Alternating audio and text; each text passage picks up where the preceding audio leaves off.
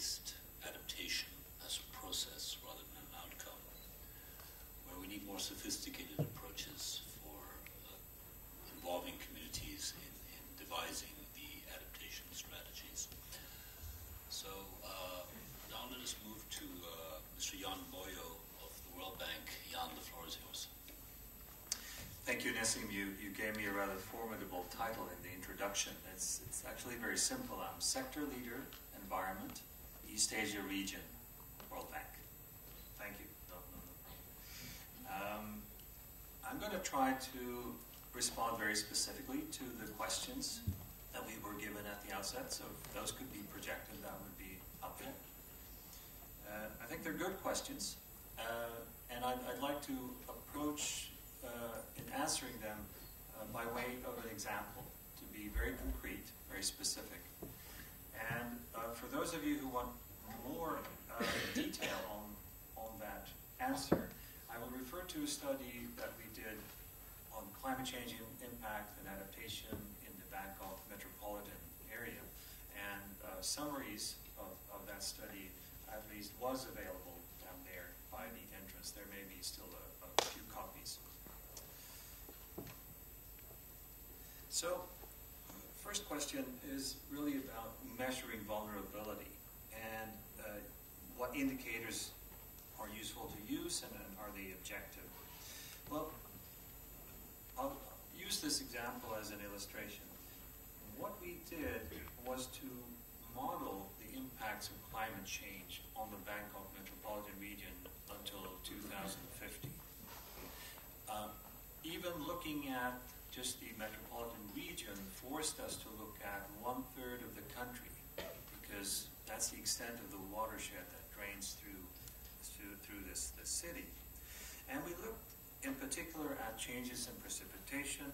We looked at sea level rise, storm surges, land subsidence, which turned out to be very important. And we looked, of course, at the planned protection measures that Bangkok already has in motion or on the books during this period.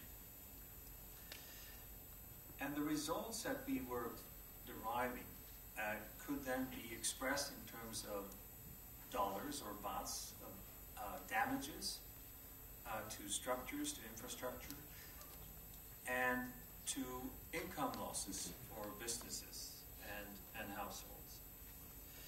We could relate those monetary measures also to the size of the income of the people affected.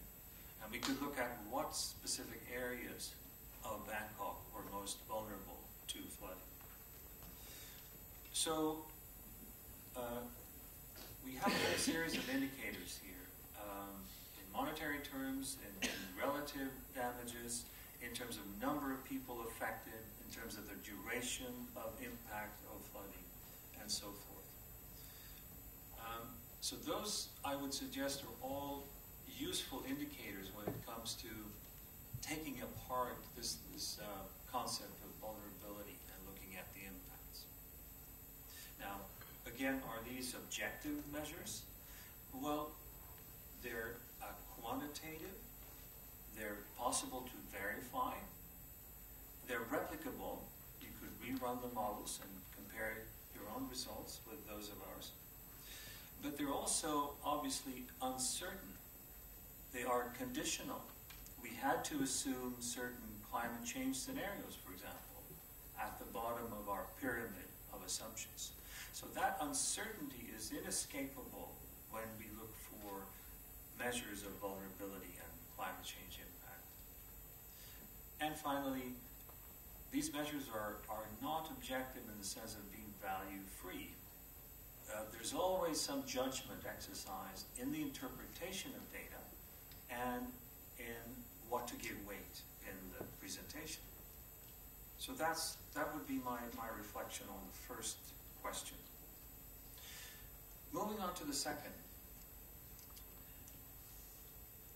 One could rephrase this question into saying that when we have an adaptation deficit to start with, why should we then worry about adding climate change as an additional layer?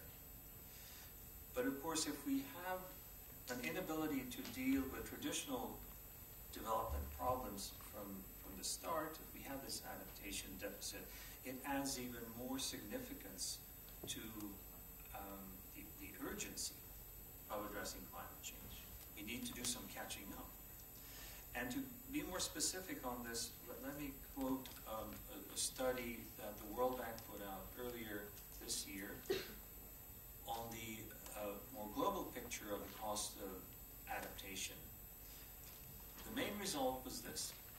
In developing countries, and assuming a 2-degree warming compared to the pre-industrial level, the marginal or additional cost would be in the order of 75 to 100 billion US dollars per year on average in the next 40 years.